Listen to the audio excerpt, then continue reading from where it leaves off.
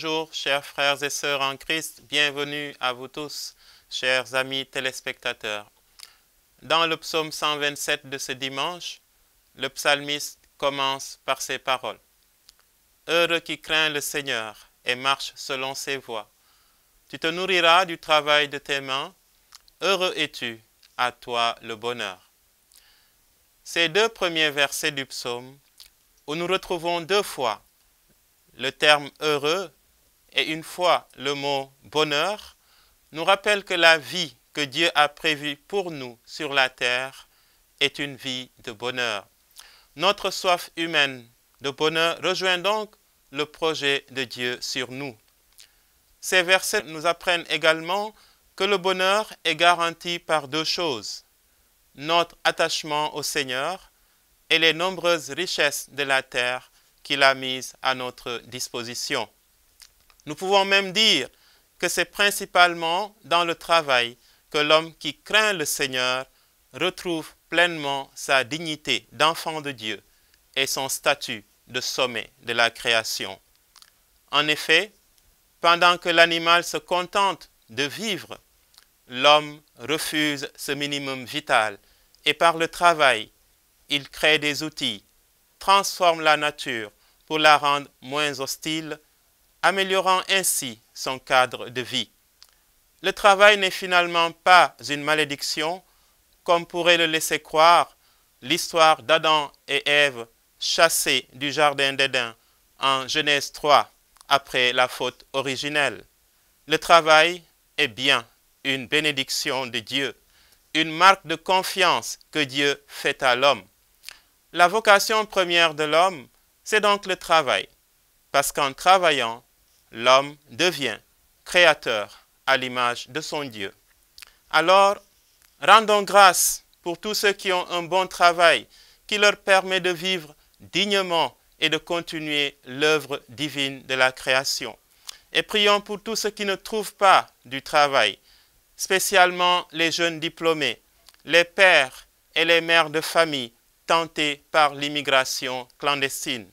Que par Saint Joseph, patron des travailleurs, tout homme, toute femme, vive du travail de ses mains et soit heureux, heureuse sur la terre et dans son propre pays. Amen. Fidèles téléspectateurs, notre Église du Sénégal est éprouvée cette semaine avec le rappel à Dieu des abbés Gabriel Sarr, vicaire à la quasi-paroisse Saint-Jude de la cité gendarmerie de Keur Massar, et Jean-Michel Thiomban, curé de la paroisse Saint-Augustin de Babac, dans le diocèse de Thiès. Au courant de cette émission d'aujourd'hui, nous vous proposons le numéro 1 de la rubrique Sous le figuier, animé par Olivier Faye, et la rubrique Rétroprospection avec la sœur Anne-Marie Sen. Mais avant, Mathilde Faye revient sur la messe d'enterrement de Abbé Gabriel Sarr et ensuite, elle nous fera l'économie du communiqué du COGESIC. L'Église rend hommage à ses fils. Ce mercredi 29 septembre, solennité des archanges Raphaël, Gabriel et Michel, la communauté catholique a rendu un dernier hommage à l'abbé Gabriel Sarr. L'abbé Gabriel Sarr a été rappelé à Dieu le 22 septembre 2021 dans sa 66e année. Il est né le 11 août 1955 à Palmarin, dans la région de Fatick, et ordonné prêtre pour l'archidiocèse de Dakar le 23 avril 1984. L'abbé Jacques Hassan revient sur son parcours. Parcours sacerdotal de l'abbé Gabriel Sarr. Parcours sacerdotal de l'abbé Gabriel Sarr. L'abbé Gabriel Sarr est né le 11 août 1955 à Palmarin, dans la région de Fatick. Fils d'Edouard Sarr et de Thérèse Ndong, il reçut le baptême le même jour et la confirmation le 4 mai 1967 à Palmarin. Les études primaires à l'école Saint-Martin, l'abbé Gabriel est admis au petit séminaire de Ngazobil pour chercher, pour confirmer et pour affermir l'appel au sacerdoce du Christ. Il poursuivra cette quête au moyen séminaire de Thiès pour le cycle secondaire. À la rentrée académique de l'année 1979, l'abbé Gabriel débute son cycle de grands séminaires en 2 phases à Sébikotane. 2 ans de philosophie avant d'entamer les études théologiques pour une durée de 4 ans. Il sera ordonné diacre le 29 juin 1983 des mains de son éminence, Feu Hyacinthe Cardinal Thiandoum. Le 23 avril 1984, Gabriel est ordonné prêtre au titre de l'archidiocèse de Dakar. Il s'ensuit un parcours de 37 ans au service du grand prêtre par excellence, Jésus-Christ. Un réel motif d'action de grâce qui rejoint le sentiment qui a toujours habité notre frère. En atteste sa devise sacerdotale qui s'énonce en ces termes. Comment rendrai-je au Seigneur tout le bien qu'il m'a fait? J'élèverai la coupe du salut en invoquant le nom du Seigneur. Ce parcours sacerdotal manifeste une réelle volonté de la part de l'abbé Gabriel de faire fructifier les bienfaits reçus et d'en faire bénéficier les fidèles du Christ à lui confiés. Vicaire à Fadiout de 1984 à 1987, il devient curé de la même paroisse de 1987 à 1992, avant d'être transféré à la paroisse Sainte-Jeanne d'Arc de Fatick. Il y séjournera 9 années durant, de 1992 à 2001. Pour l'année pastorale 2001-2002, l'abbé Gabriel sollicite une année sabbatique que lui accorde l'archevêque d'alors, son Excellence Monseigneur Théodore Adrien Sarr. Il est accueilli à la paroisse Saint-Léon dans le 15e arrondissement en Île-de-France et met à profit ce temps de repos en s'inscrivant à la Catho de Paris pour un recyclage en théologie. Le 9 octobre 2002, il est nommé curé de la paroisse Sacré-Cœur, rue Malenfant, pour une durée de 5 ans. Le 4 août 2007, abbé Gabriel Sarr est nommé curé de la paroisse Conversion de Saint-Paul de Djilas. 3 ans après, soit le 11 novembre 2010, il est affecté comme administrateur à la paroisse Sainte-Famille de Marloch. De Marloch, il est affecté à Sébikotane pour les besoins de la Fondation Bienheureuse à Nouarit. Le 14 août 2013, par sa lettre numéro 4 de la même année, son éminence Théodore Adrien Cardinal Sarr le nomme administrateur de la quasi-paroisse Bienheureux Édouard Pope de Yeumbeul, une mission qu'il assumera de 2013 à 2016 avant de rejoindre la Fondation Saint-Jude de la cité gendarmerie de Keur Massar comme vicaire de 2016 à 2021. Le mercredi 22 septembre 2021, au cœur de son temps de congé, et vraisemblablement en préparation pour la nouvelle mission à la paroisse Saint-Charles-Borromée de Gorée, abbé Gabriel s'est endormi dans le silence et la paix. Le parcours force le respect. La discrétion du retour au Père limite notre expression. Abbé Gabi, l'archidiocèse te rend un vibrant hommage pour ce parcours.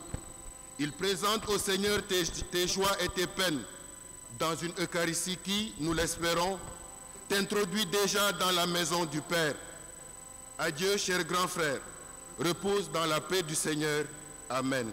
Dans son homélie, l'archevêque Monseigneur Benjamin Ndiaye rend grâce à Dieu pour la générosité pastorale et pour sa mission sans condition.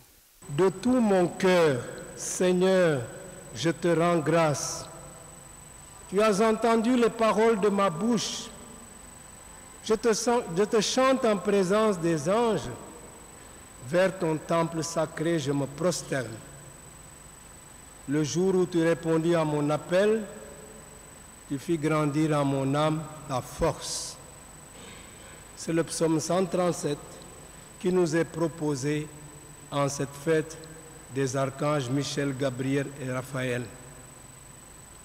Bien-aimés frères dans le sacerdoce, chers parents et alliés, fidèles du Christ, en apprenant le rappel à Dieu de l'abbé Gabriel Sarr, nous avons retenu pour sa sépulture le jour de sa fête, en cette solennité des saints archanges Michel, Gabriel et Raphaël, pour guider notre prière et nos suffrages à son intention. En effet, comme le proclame l'hymne qui leur est dédié, le Père les a choisis pour accompagner vers sa lumière les héritiers du salut. Dans leur mission particulière, ces trois archanges parlent et agissent au nom du Seigneur pour l'accomplissement de son dessein de salut en faveur de tous les hommes. Michel, dont le nom signifie « qui est comme Dieu », est le combattant promu par le Seigneur pour défendre ses fidèles et les préserver de tout danger. Gabriel, force de Dieu, est le chargé de mission pour délivrer des annonciations extraordinaires, notamment celles à Marie et à Zacharie. Quant à Raphaël, il est le missionnaire du Dieu qui guérit, le bienfaiteur de Tobie Senior, à qui il obtient de retrouver la vue, et de Tobie Junior, à qui il permet d'épouser Sarah en toute quiétude et sécurité. Par cette célébration de notre foi en la vie éternelle, dans le Christ Jésus mort et ressuscité, nous invoquons ces saints archanges pour qu'ils conduisent notre frère Abbé Gabriel Sarr jusqu'au seuil de la maison où notre Père l'attend. En apprenant le rappel à Dieu de notre cher frère en Christ, j'ai aussitôt pensé à notre dernière rencontre à l'archevêché. C'était le 11 août dernier. Tenant compte de sa fatigue de ces dernières années et de ses ennuis de santé dont je ne l'ai pourtant jamais entendu se plaindre, j'avais pensé que l'heure de la pré-retraite était arrivée pour lui. C'est ainsi que je lui avais proposé un poste de vicaire à la paroisse Saint-Charles-Borromée de Gorée pour y soutenir le curé dans l'action pastorale et la gestion administrative. En réponse à ma proposition, comme je l'ai noté dans mon journal de bord, l'abbé Gabi, c'est ainsi que l'appelait familièrement, m'avait répondu simplement: là où l'évêque m'envoie, c'est le Christ qui m'envoie. Notre échange s'était poursuivi alors, ce jour-là, sur notre disponibilité effective à répondre généreusement aux appels de la mission sans condition. Dans son propos, à la fois réaliste et délicat, l'abbé Gabi ne voulait blesser personne, mais il n'en soulignait pas moins l'importance pour nous tous, agents pastoraux, d'avoir et de cultiver un esprit de disponibilité et de service pour la mission. Pour lui, abbé Gabi, qui aimait tellement se mettre en marge, comme dans les périphéries, cette conviction était comme un leitmotiv dans son approche pastorale. C'est pourquoi, devant cette assemblée ecclésiale que nous formons autour de sa dépouille, pour confier toute sa personne à la miséricorde de Dieu, en présence de ses frères prêtres ici réunis, et dans une attention reconnaissante à sa famille biologique, je voudrais rendre grâce à Dieu pour la générosité pastorale de ce prêtre, tant aimé pour sa proximité. Il ressentait au fond de lui, sans aucune prétention, une exigence d'aller vers les gens, de les écouter, de leur parler. Qu'il s'agisse des enfants, des jeunes, des adultes ou des personnes âgées. Il connaissait et savait reconnaître les gens. Homme de contact, fidèle en amitié, il savait utiliser les chahuts, les taquineries pour créer des liens, établir la confiance et si possible, aller plus en profondeur à travers son ministère, tout en étant conscient de ses limites. L'abbé Gaby s'est efforcé d'être tout à tous avec une prédilection pour les petits et les marginaux. Devant cette belle figure sacerdotale qui va humainement nous manquer, mais que nous croyons toujours proche de nous dans la communion des saints, le Seigneur nous enseigne à travers sa parole que nous avons écoutée ensemble. Djokanjalapa Abbé Gabriel Sarr. Merci pour ces 34 ans de sacerdoce. L'abbé Jean-Michel Tchomban a été rappelé à Dieu ce lundi 27 septembre 2021 dans sa 57e année. Il est né le 20 mars 1964 et ordonné prêtre le 3 avril 1989. L'enterrement est prévu le samedi 2 octobre 2021 à 11 h en la paroisse cathédrale Sainte-Anne de Thiès. Merci pour ces 32 ans de sacerdoce. À tous ceux qui les ont aimés, aux paroissiens qui les ont accueillis, à leurs familles naturelles et diocésaines, nous présentons nos condoléances. Dans l'espérance de la résurrection, reposez en paix, cher Abbé Gabriel Sarr et Jean-Michel Tchomban. Communiqué du COGESIC. L'autorité diocésaine de Dakar et le comité de gestion des cimetières catholiques chrétiens organisent le désherbage des cimetières. Cette édition de 2021 est prévue les 3 et 10 octobre au cimetière de Bel-Air et les 10 et 24 octobre au cimetière Saint-Lazare. Le comité sollicite un appui en nature ou numéraire pour contribuer au bon déroulement de ces activités. Chers téléspectateurs, chers internautes, fidèles amis du jour du Seigneur, bonjour. Aujourd'hui, nous sommes très heureux de vous présenter l'émission Sous le figuier. Cette émission est la toute première que nous animons. Elle est surtout dédiée aux jeunes pour susciter un réveil et une audace en eux, leur proposer des opportunités de formation pour insérer le milieu professionnel ou, au cas échéant, auto-entreprendre. Le thème du jour, tu te nourriras du travail de tes mains, est tiré du psaume 127. Nous sommes très honorés de recevoir sur ce plateau le frère Gervais Sambou et M. Jean-Pierre Bey. Frère Gervais, pouvez-vous vous présenter aux téléspectateurs? Bonjour, je m'appelle frère Gervais Sambou, frère de Saint-Gabriel. Je suis l'actuel directeur du centre technique d'apprentissage Saint-Montfort, à Face de l'Orme, dans la paroisse de Saint-Joseph de Médina. Et vous, M. Jean-Pierre Bey? Je suis Jean-Pierre Bey, je suis ancien de l'école Saint-Montfort. Je suis actuellement chef d'entreprise, donc dans les domaines de l'électricité, la peinture et de la décoration. Nous sommes très honorés de vous recevoir sur ce plateau. Frère Gervais, parlez-nous de Louis-Marie Grignon de Montfort.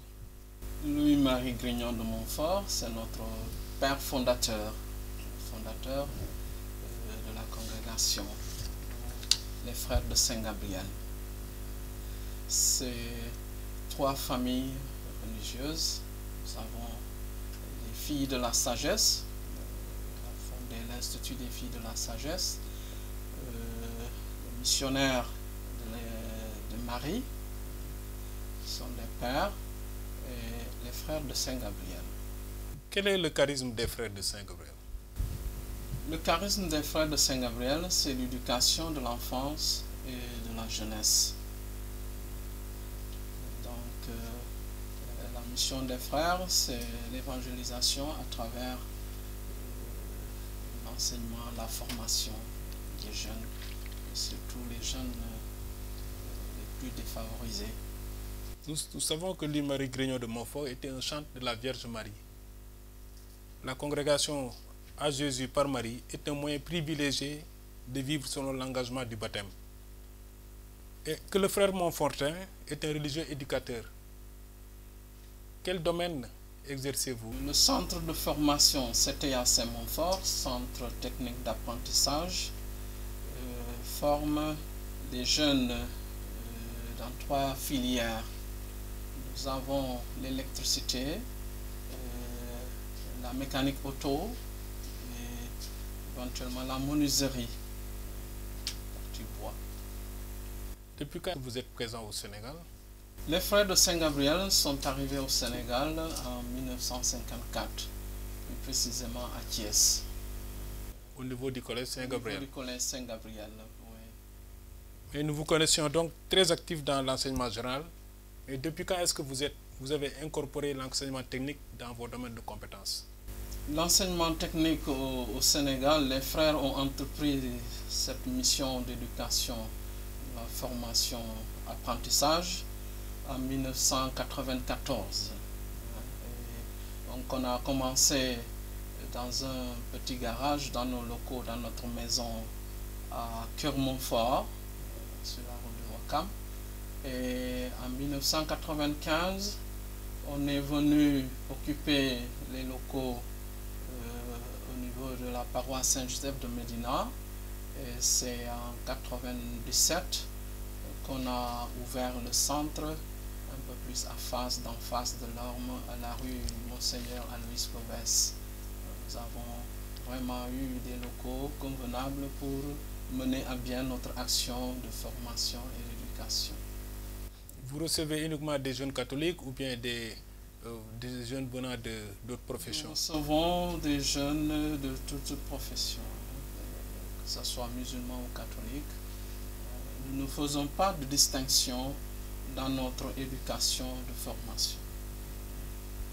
Donc, toutes les confessions religieuses sont les bienvenues chez nous. D'où est venu ce constat de créer un centre technique? C'est parce que vous avez senti la nécessité au niveau de la demande sociale ou bien? C'est une action sociale. Beaucoup de jeunes des quartiers défavorisés de Dakar sont souvent exclus du système scolaire traditionnel que nous connaissons tous, l'enseignement général. Alors nous les accueillons chez nous pour leur offrir un métier, que ce soit dans l'électricité, la menuiserie et la mécanique. Donc on peut dire que le but est double. Réinsertion sociale d'abord des jeunes, mais avec une orientation professionnelle. Bien sûr que oui, nous ne nous arrêtons pas seulement à les former et à les laisser se débrouiller tout seuls.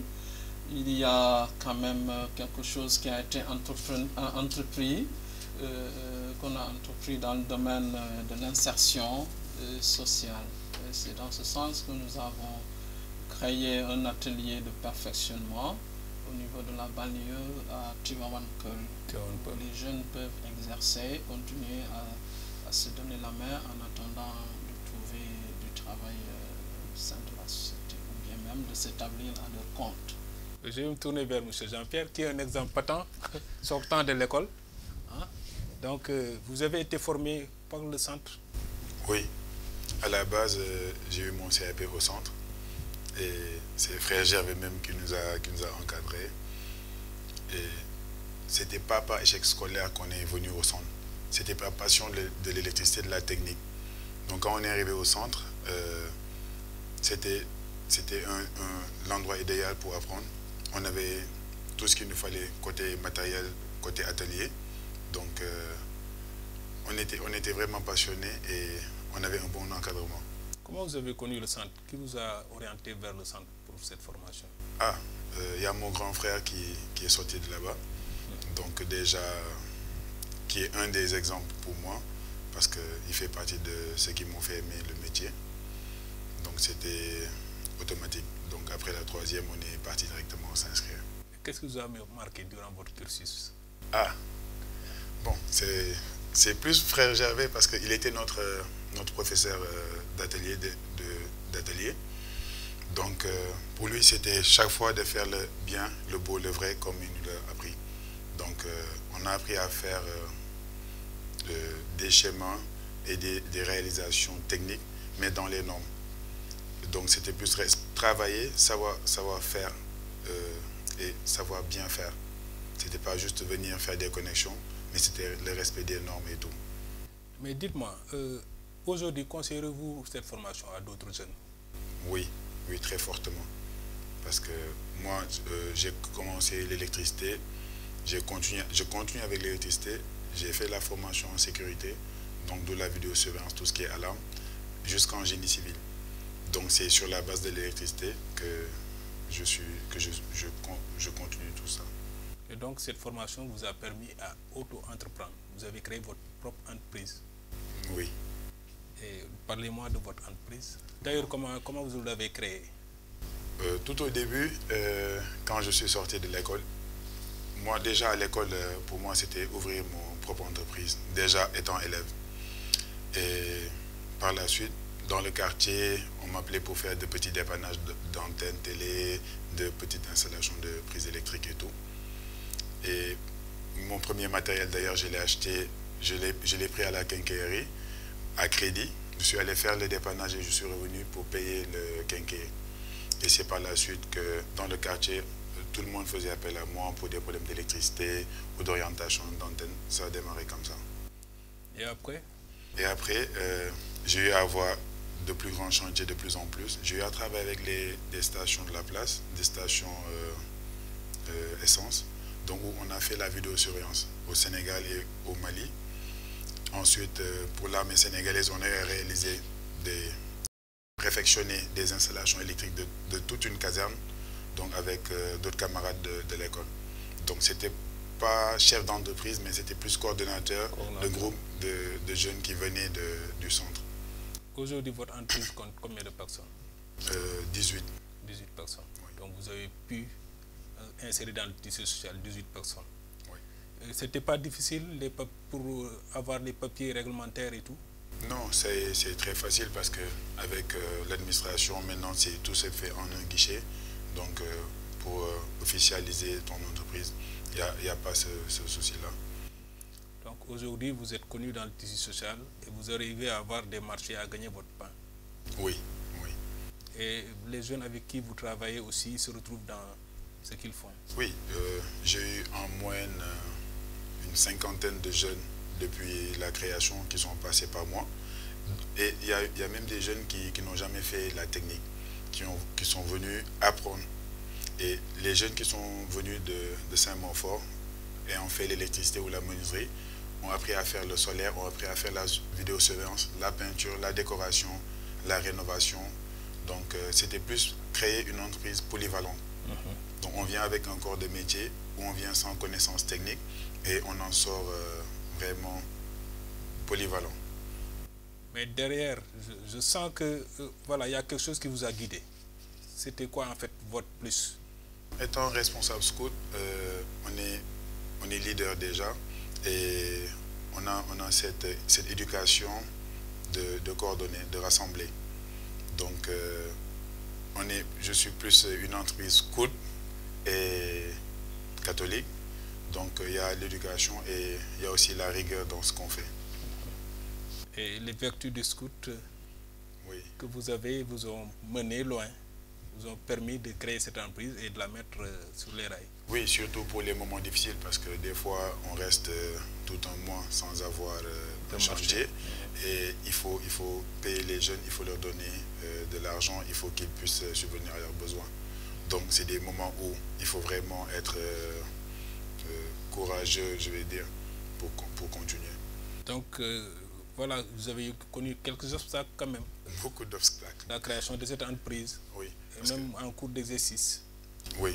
Des fois on se retrouve à réaliser un devis et ça nous arrive très souvent d'oublier certains éléments. Du coup, là, ça ne pardonne pas. Une fois que tu t'engages sur un contrat, même si tu es déficitaire, tu es appelé à le mener à bien. Et des fois, on arrive quelque part où on débute un chantier, après, bon, on a des problèmes avec le propriétaire qui n'est pas satisfait ou bien qui est pressé, ou bien même qu'on ait un retard sur certaines choses. Et du coup, c'est c'est ça qui fait qu'il faut toujours répondre et aller à la performance. Donc, avec l'expérience, vous arrivez quand même à voilà, régler ces problèmes et à ne plus faire ces erreurs. Oui, oui, ça a demandé beaucoup de temps, mais on y est arrivé. Donc là, avec une structure bien faite, donc il y a un responsable pour chaque domaine. De ce fait, chacun, pour sa part, réussit à bien mener les contrats. Donc nous ne vous conseillerons pas de mener en place des actions correctives par rapport à tout ce que vous avez eu à vivre pour un peu éviter ces problèmes à l'avenir. Oui, c'est pour ça maintenant, bon, il n'y a pas que moi qui coordonne l'entreprise, mais on est plusieurs. Donc chacun a sa tâche à faire pour nous aider à mieux avancer. Frère Gervais, voilà votre ancien élève, voilà, on le voit maintenant, il entreprend et que ça marche. Quelle est votre satisfaction? Ma joie, c'est de les voir réussir dans leur vie à partir de ce qu'on leur a appris. Aujourd'hui, je peux dire que l'objectif est atteint. Certains, même si ce n'est pas à 100%. C'est pas à 100%. Mais vu le cas de Jean-Pierre, il n'est pas forcément le seul à entreprendre. Ça nous donne beaucoup plus de courage à continuer notre mission. Voilà. Après la formation, on voit que ces jeunes, ils sont souvent laissés à eux-mêmes. Mais aujourd'hui, vous êtes en train de mettre en place des stratégies pour essayer de les capter, de les accompagner. Quelles sont les stratégies que vous mettez en place? Voilà, le combat que nous menons aujourd'hui, c'est l'insertion. L'insertion dans le monde du travail. Parce qu'on ne peut pas entreprendre une formation, former les jeunes et les laisser sans emploi. Je pense que c'est peine perdue. Notre défi, c'est donc de trouver des partenaires qui peuvent nous accompagner dans la réalisation et la continuité de notre vision.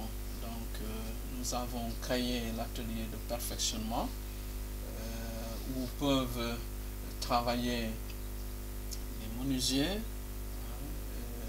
Avant, on formait aussi en soudure, les soudeurs. Et maintenant, nous voulons créer à côté de l'atelier un garage de maintenance automobile et formation aussi. Okay. C'est notre défi à relever sur ce plan.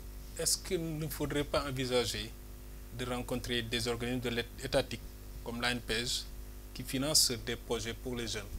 Nous pensons à ça, oui, mais souvent il y a quelques difficultés. Il y a quelques difficultés concernant la procédure. Nous sommes un privé qui œuvre dans le social.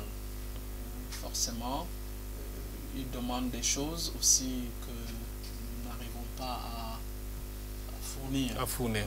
Donc là, ça constitue un blocage. Son exemple est patent et que les jeunes qui sont formés à l'école pourraient s'inspirer de son cas pour pouvoir aussi, ensemble, même pas un seul jeune, mais 3-4 jeunes ensemble, créer une entreprise et essayer de la développer. Avec le frère Gervais, on a ouvert un groupe avec les anciens de l'école et on part sur ce projet-là. C'est de rassembler déjà les anciens, qu'ils soient en emploi ou pas, de pouvoir créer une entreprise de l'école et que ces jeunes qui quittent l'école puissent être insérés, bon, suivant des critères bien sûr, et aussi ceux qui sont sortis, donc les anciens, qui puissent revenir et qu'on puisse leur trouver du travail. Mes frères, voilà, au niveau de l'école, parce qu'il y a le volet éducation, mais il y a le volet religieux. C'est-à-dire que ces jeunes-là doivent être moralement armés pour pouvoir entreprendre. Qu'est-ce que vous faites dans ce domaine? Sur ce plan, nous travaillons du côté de l'éthique. Les jeunes aujourd'hui ont besoin de ce côté éthique et moral. Et là, on dispense des cours dans ce domaine-là. Ouais. Parce que nous les voulons complètement bien formés. Bien formés. C'est-à-dire les critères qui s'ajoutent. Il y a le savoir-vivre, le savoir-être, le savoir-faire. Le savoir-faire. Tout cela constitue le volume de la formation. Ça englobe tout. Ça englobe tout. Donc les jeunes ne viennent pas uniquement pour apprendre un métier et partir, mais ils viennent, c'est une école de la vie. Est-ce que vous est arrivé au cours de vos années de formation là-bas, de vos années en tant que directeur, de rencontrer des jeunes un peu difficiles? Nous rencontrons des cas très difficiles à gérer, qui peuvent même dépasser nos compétences. Cette année, nous n'avons pas pu gérer un jeune et on a conseillé aux parents d'aller voir d'autres structures beaucoup plus habilitées à encadrer ces genres de jeunes. Mais nous faisons de notre mieux pour ne pas, quand le jeune rentre chez nous, qu'il ne puisse pas être retourné sans ce qu'il est venu chercher. Nous essayons de les maintenir. Merci. Jean-Pierre, pour votre entreprise, aujourd'hui, vous êtes dans le BTP, vous êtes dans d'autres secteurs. Comment ça marche réellement? Vous avez fédéré plusieurs corps de métiers, oui, dont vous êtes le responsable. Oui, c'est ça.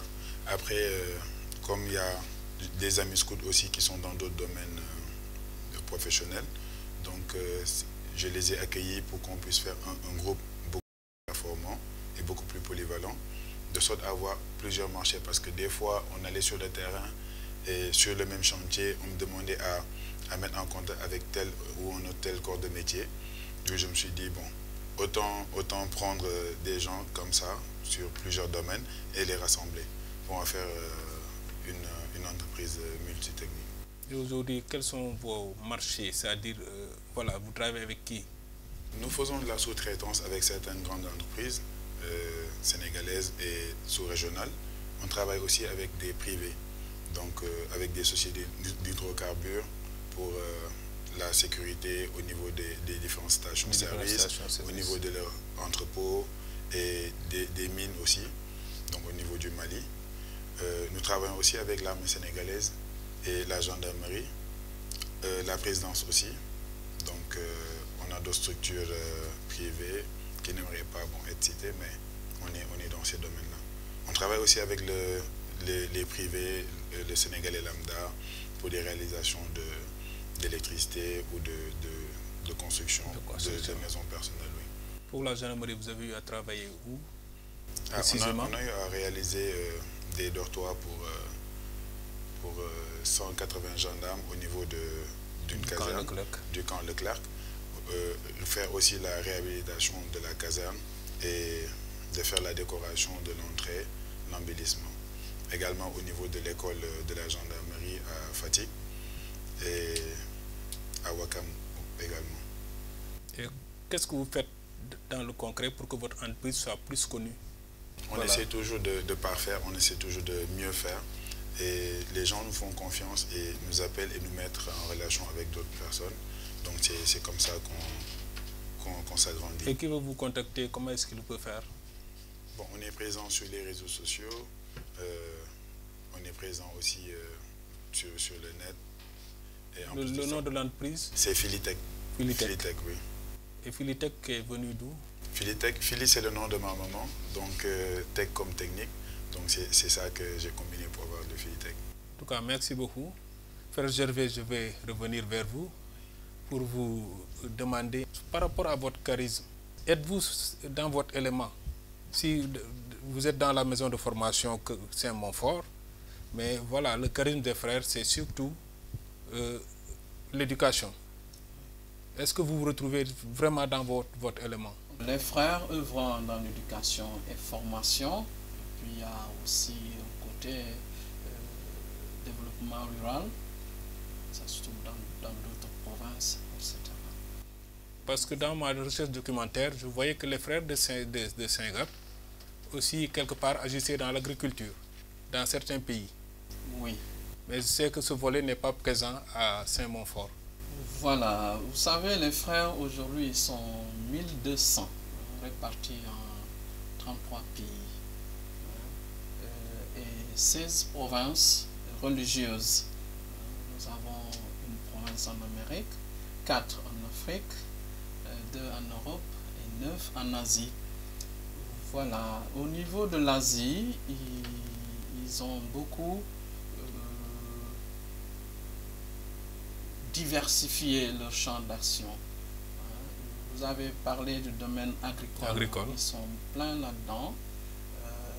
Ils ont quand même développé beaucoup de secteurs qui étaient vraiment démunis. Aujourd'hui en Afrique, on est confronté à ce problème. C'est-à-dire aujourd'hui, les gens veulent développer l'agriculture parce que ce sont les enjeux effectivement du 21e siècle, du millénaire. Et vous, est-ce que vous ne pensez pas un jour intégrer ce volet? Oui, nous sommes au niveau, dans les orientations de notre province. Nous voulons et nous nous préparons à commencer dans ce domaine-là, un domaine agricole. C'est en bonne voie. C'est en bonne voie. Okay. Et vous n'êtes pas présent dans l'ensemble des régions du Sénégal. Dans plusieurs régions, vous êtes dans plusieurs diocèses. Est-ce que vous pensez aussi étendre votre champ d'action? Bien sûr. Surtout dans le, comme vous voulez étendre dans le domaine agricole, je crois qu'il faut aller vers le bassin arachidier et un peu vers le nord. Oui, bon. Vous savez, quand on ouvre des communautés, il faut aussi du personnel. Mais cela veut dire qu'on ne perd pas de vue ça, d'ouvrir dans plusieurs régions. Si vous voyez bien, nous ne sommes pas en Casamance, nous ne sommes pas en Ziguinchor. Oui.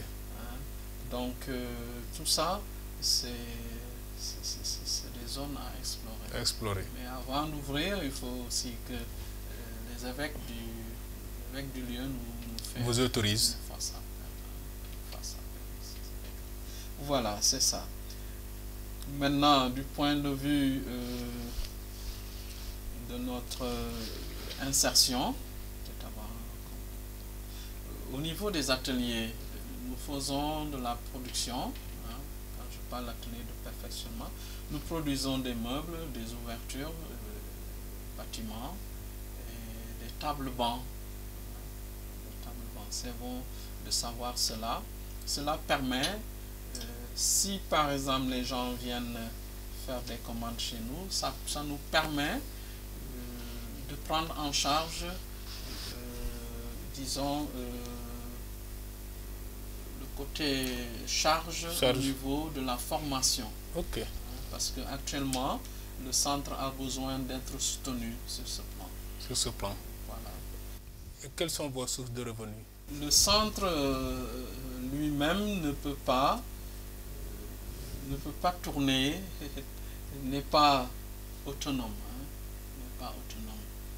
Actuellement, nous rencontrons des problèmes de fonds de roulement, etc. Est-ce que vous bénéficiez de la subvention de l'État, puisque vous formez des jeunes Sénégalais, ce qui est une tâche qui doit revenir à l'État, vous le faites? Est-ce que l'État subventionne votre école? Jusque-là, non, l'État ne subventionne pas l'école. C'est la province qui essaye de jongler avec les moyens pour soutenir la formation des jeunes. On a le salaire à payer et puis, évidemment, l'équipement à faire. Je vais tourner vers Jean-Pierre pour lui dire de nous donner ses dernières impressions, son dernier mot à l'endroit des jeunes.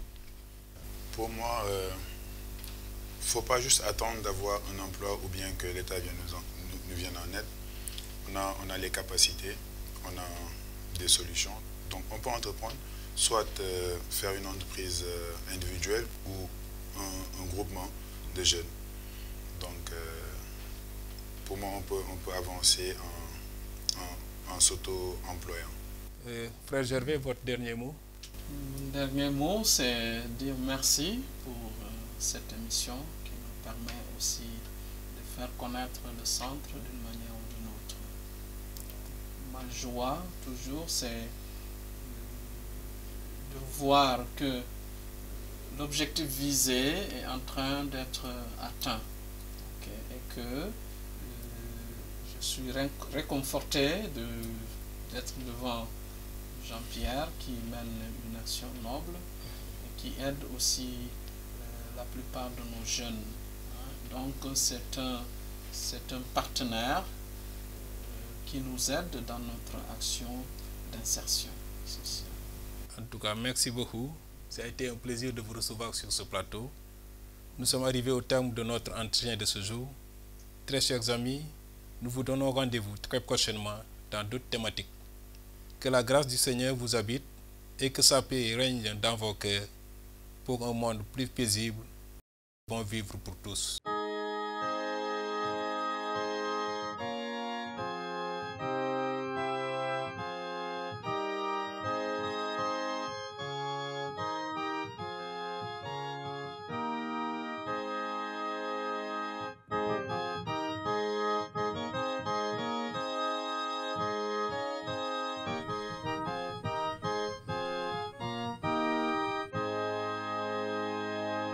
Bienvenue dans ce nouveau numéro de votre rubrique Rétro-prospection, le 4e. Au mois de septembre, l'intention du pape François était la suivante. Prions pour que nous fassions des choix courageux en faveur d'un style de vie sobre et durable, en nous réjouissant de voir des jeunes s'y engager résolument. À cette intention s'ajoute celle de la journée mondiale de prière pour la sauvegarde de la création, sans oublier la mémoire de saints tels que Grégoire le Grand et Teresa de Calcutta. Ont également été fêtées la Sainte Croix, la mémoire de Notre-Dame des Douleurs, les saints Corneille et Cyprien, les Coréens André Kim et Paul Chong Hassan et leurs compagnons martyrs. Saint Matthieu, la mémoire de Saint Padre Pio, les archanges Michel, Raphaël et Gabriel. La semaine du 13 au 16 septembre s'est tenue à Kolda la 44e Assemblée générale de l'Union du clergé sénégalais avec pour thème le prêtre sénégalais face aux défis de la situation économique de l'Église et de l'État, quelle pastorale de l'entrepreneuriat. Cette assemblée, dont l'ouverture officielle s'est tenue en la date du 14 septembre, a rassemblé une délégation environnant 130 prêtres diocésains venus des 4 coins du Sénégal. Ils se sont réunis autour de 2 évêques, à savoir Monseigneur Jean-Pierre Bassène, évêque de Kolda et administrateur apostolique du diocèse de Tambacounda, et Monseigneur André Gueye, évêque de Thiès et chargé de la communication épiscopale, clergé et séminaire. Nous restons toujours dans le diocèse du Fouladou où, le jeudi 30 septembre, fut l'ouverture officielle de l'année ignatienne en la paroisse Saint-Pierre-Claver.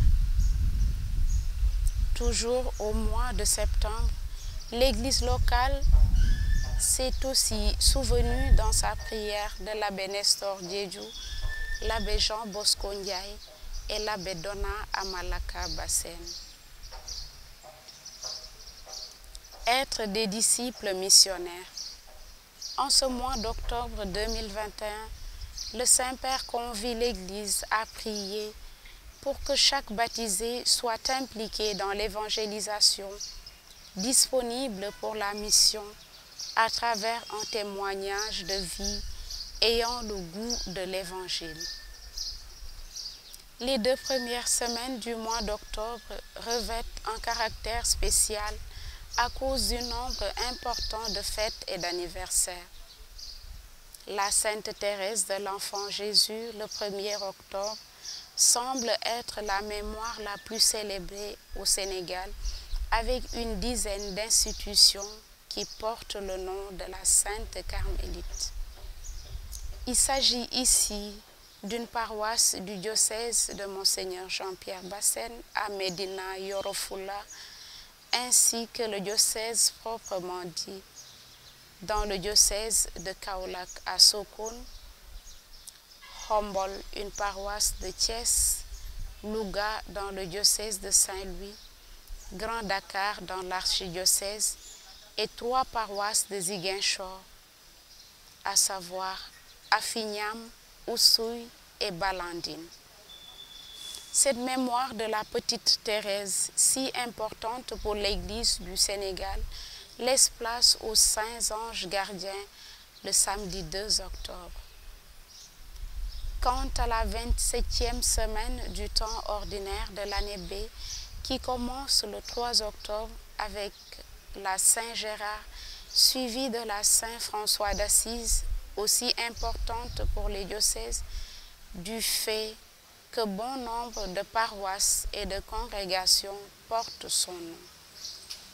Elle est fêtée à Elana, à Ziguinchor, à Keur Massar, à Dakar, et à Dabo à Kolda, ainsi que chez les sœurs franciscaines missionnaires de Marie et les pères franciscains, encore appelés Ordre des frères mineurs. Aujourd'hui, dimanche 3 octobre à Kolda, à partir de 9h, en l'église Saint-Pierre-Claver, s'est tenue l'ouverture officielle de la Porte Sainte.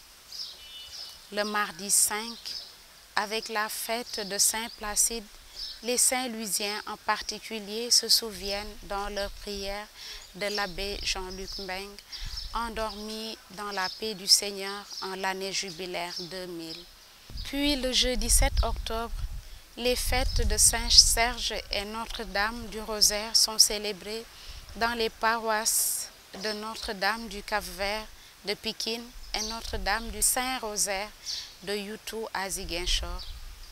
Quant au 8 octobre, en la fête de Saint-Pélagie en 2006, l'abbé Jean-Pierre Assine du diocèse sud du pays fut rappelé à Dieu. La mémoire de Saint-Denis et ses compagnons martyrs le 9 octobre, suivie de celle de Ghislain le 10, fait place à celle de Saint Jean 23, fêtée depuis 2009 à Kaolack par la paroisse de Karang. Ainsi, du 12 au 17, les fêtes des saints se suivent sans anniversaire ni fête patronale locale. Il s'agit de Saint Wilfrid le 12 octobre, Saint Géraud le lendemain, puis les saints Calixte Ier et Juste le 14, les saintes Thérèse d'Avila, docteur de l'Église, et Sainte Aurélie le 15 octobre. En plus d'être docteur de l'Église, Thérèse d'Avila, ou la Thérèse espagnole, encore appelée la Grande Thérèse, est aussi connue pour avoir été la réformatrice du Carmel, mais surtout pour avoir laissé des traces écrites de son expérience spirituelle qui ont fait qu'elle n'est point à négliger pour la spiritualité de tout chrétien catholique. La semaine s'achève ainsi avec la fête des saintes Marguerite Marie Alacoque et Edwige, respectivement vierges et religieuses. Le 17 octobre, 29e dimanche du temps ordinaire, est fêté en évêque et docteur de l'Église, Ignace d'Antioche, dont la fête précède celle de l'évangéliste Luc, patron du petit séminaire de Saint-Louis. À Saint-Ignace d'Antioche, aussi connu sous le nom d'Ignace le Théophore, 3e évêque d'Antioche, nous devons ces célèbres mots du chant « Pardonnez-moi, frère, et laissez-moi recevoir la pure lumière, car une eau vive murmure en mon cœur, vient vers le Père. » En effet, des mots qu'il prononça en face du martyr. Le mardi 19 sont commémorés les saints prêtres Jean de Brébeuf et Isaac Job et leurs compagnons martyrs, Saint René Goupil et le saint prêtre Paul de la Croix. Le jour suivant, 20 octobre, et la fête de Sainte Adeline qui précède la Sainte Cécile et Sainte Ursule, qui est le jour anniversaire de la naissance au ciel de l'abbé Maxime Bendia, un des pasteurs du diocèse de Tambacounda, endormi dans la paix du Christ il y a un quart de siècle. Quant au vendredi 22, le 24e anniversaire du décès de l'abbé Joseph VI, prêtre de Dakar, sera célébré avec la fête de Sainte Élodie et Sainte Salomé, et celle d'un saint de notre époque, le pape Jean-Paul II. Le 23 octobre, l'Église fait mémoire de Saint Jean Capistran, veille du 30e dimanche du temps ordinaire de l'année B. Ce dimanche, l'avant-dernier du mois d'octobre est marqué par la fête des saints Antoine, Marie Claret et Florentin. Le lundi 25 est commémorée la mémoire de Saint Crépin, veille de la fête de Saint Dimitri, avec l'anniversaire de 2 prêtres du diocèse de Monseigneur Mamba. Il s'agit des abbés Raoul Sagna et Lazare Badian, respectivement décédés en 1997 et en 2000. Le 27 octobre, la fête de Sainte Emmeline précède celle des apôtres Simon et Jude le 28 octobre. Celle-ci est depuis 2015 célébrée à la quasi-paroisse Saint-Jude de la cité gendarmerie à Kermassar, dans le diocèse de la capitale du pays. Le vendredi 29 est la fête de Saint-Narcisse et le samedi 30e jour du mois est fêtée la bienheureuse bienvenue et au 31 octobre de finir le mois avec la Saint-Quentin. Merci de nous avoir suivis. Nous vous donnons rendez-vous le mois prochain pour le 5e numéro de votre rubrique. Dieu vous bénisse.